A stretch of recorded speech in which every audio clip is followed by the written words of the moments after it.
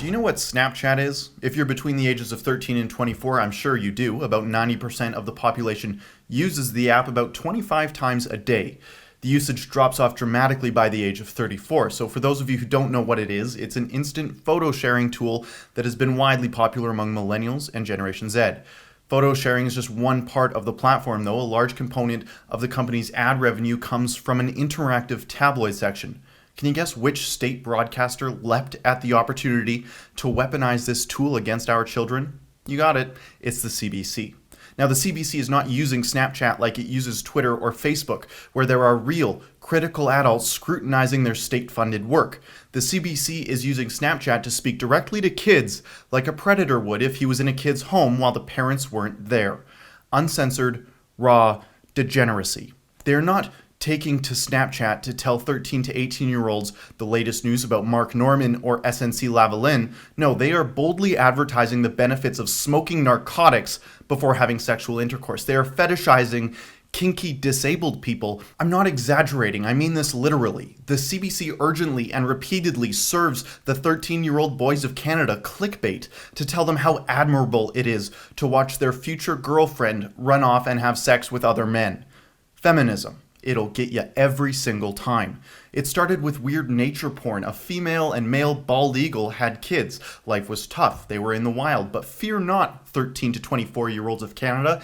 It all got better when the female embraced third-wave feminism and started having sex with a new, different bird.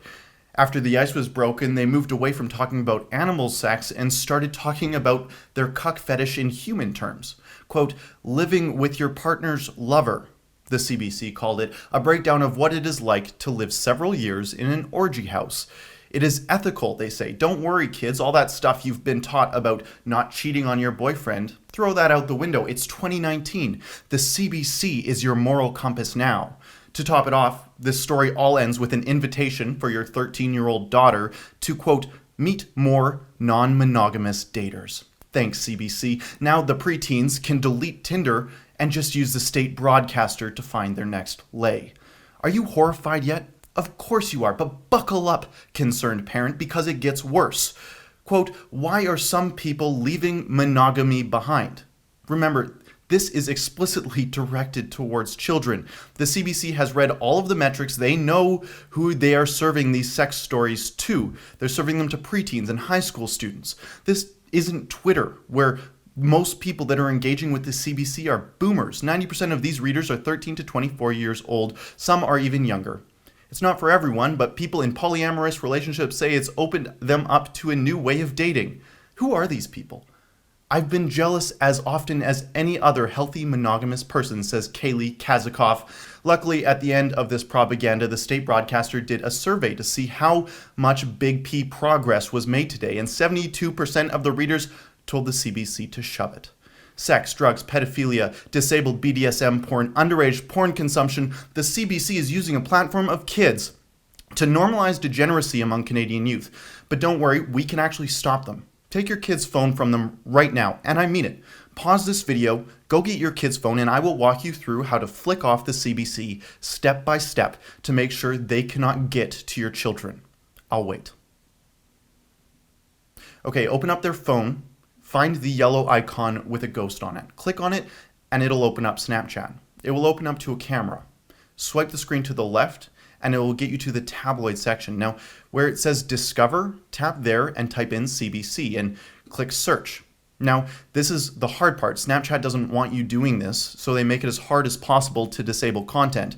You'll see that there are two CBCs on here and they are both equally horrendous. One is fake news and the other is fake pop culture.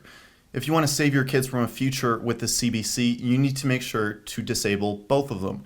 Click on one of the story tiles at the bottom and a story will open up and start trying to brainwash you. So you have to act fast here. Tap the icon on the top left-hand corner and then tap Hide CBC. You can also conveniently report them for any of these above offenses. And there you have it. In 6 taps of the screen, you have saved your kids from a lifetime relationship with the CBC. Silicon Valley is trying to deplatform conservatives like me, so it's only fair that we do our part in the fight for screen time and deplatform the CBC ourselves. Thanks for tuning in to the Counter Signal for the Rebel.media. I'm Kian Bexty. Hey, thanks for watching. I'm actually in my studio today, back in Calgary, but usually I'm on the road, or actually in the air, flying to places around North America where interesting stories are happening, telling the other side of the story that the CNN, CBC, or other mainstream media outlets really just don't want to cover, or they tell a completely fabricated side of the story. Go to www.rebelinvestigates.com to see everywhere that I've been and support the work that I'm doing.